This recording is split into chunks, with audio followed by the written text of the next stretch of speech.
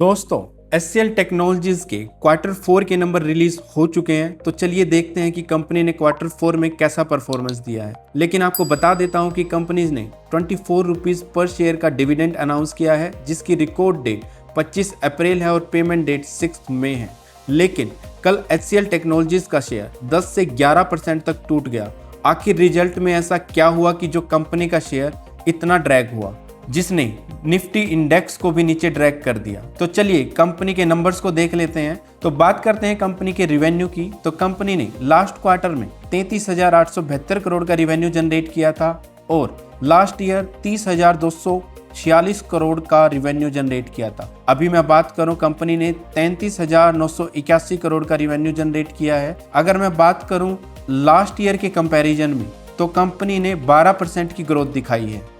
अगर मैं कंपेयर करूं क्वार्टर ऑन क्वार्टर बेसिस पे, तो कंपनी ने लगभग फ्लैट ही रिवेन्यू जनरेट किया है लास्ट क्वार्टर के कंपैरिजन में। तो अब कंपनी के एक्सपेंस को देख लेते हैं कि कंपनी ने लास्ट क्वार्टर में 27,792 करोड़ खर्च किए और लास्ट ईयर 24,960 करोड़ खर्च किए हैं। बात करूं अभी की, तो कंपनी ने 28,601 करोड़ रुपए खर्च किए हैं।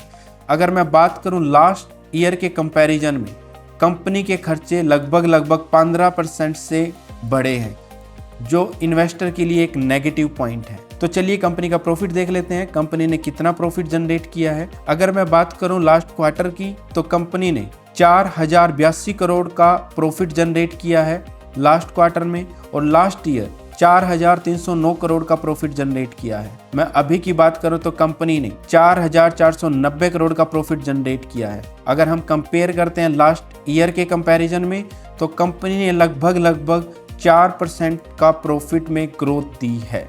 लेकिन आप सभी के माइंड में एक क्वेश्चन ये आ रहा होगा कि कंपनी के खर्चे बढ़ने के बावजूद कंपनी का प्रॉफिट इस क्वार्टर में ज़्यादा कैसा हो गया।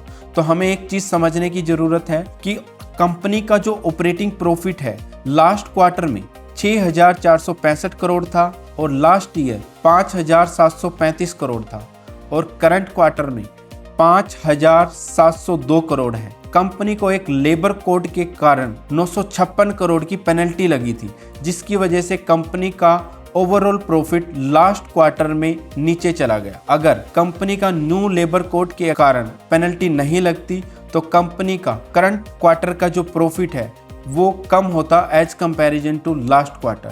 तो कंपनी ने ओवरऑल अच्छा रिजल्ट नहीं दिया है। अगर मैं बात करूं मार्केट के एक्सपेक्टेशन की, मार्केट ने एक्सपेक्ट किया था कि जो कंपनी का जो रिवेन्यू है वो 34,200 से लेके 34,600 के बीच में आएगा।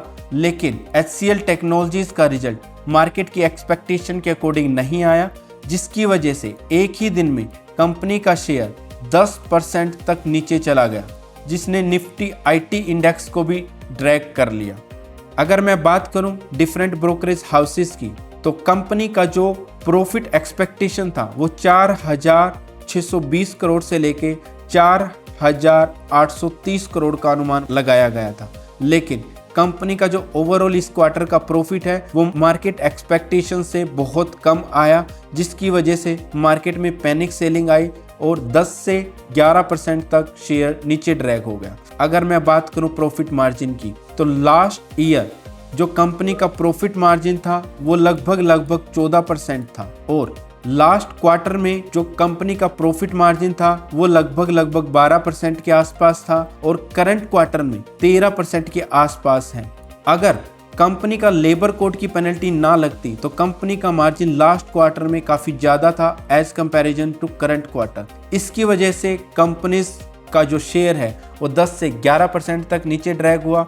ओवरऑल कंपनी का रिजल्ट इतना अच्छा नहीं आया, जिसकी वजह से मार्केट में नेगेटिव सेलिंग आई। अगर आपको ये वीडियो अच्छी लगी हो तो लाइक करें और सब्सक्राइब करें। हम आपके लिए आज जो भी रिजल्ट आएंगे उनके क्वार्टर 4 के नंबर डिटेल में एनालिसिस करेंगे। Thank you.